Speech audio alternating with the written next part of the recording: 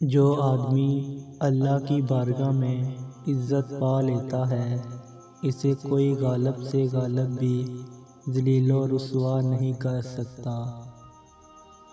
تمہاری مشکل آسان جتنی بڑی کیوں نہ ہو، اگر تمہارا یقین اللہ پر ہے تو کوئی بھی تم کو ہرا نہیں سکتا۔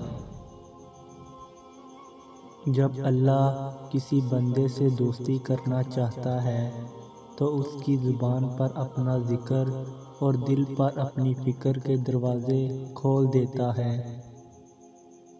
الجھے ہوئے ذہنوں کو سجدے سلجھا دیتے ہیں، پریشان دلوں کو سکون مل جاتا ہے۔ وہ رب ہے نا، سب سنبھال لے گا۔ اٹھیے، اللہ رب العالمین کو راضی کر لیجئے۔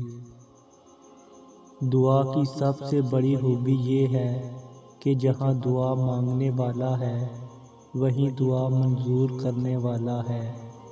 اگر آپ بآواز بلند دعا مانگے تو وہ دور سے سنتا ہے، اگر آپ دل میں دعا مانگے تو وہ وہیں موجود ہوتا ہے۔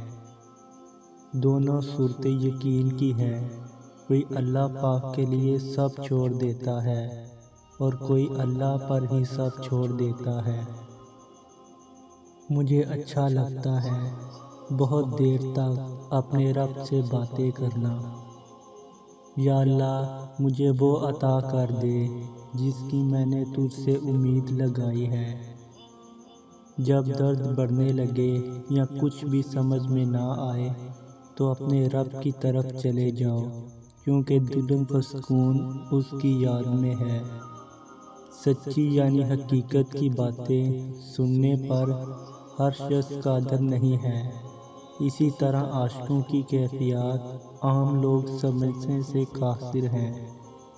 تم وہ مانگتے ہو جو تمہیں اچھا نظر آتا ہے، اللہ وہ دیتا ہے جو تمہارے لیے اچھا ہوتا ہے۔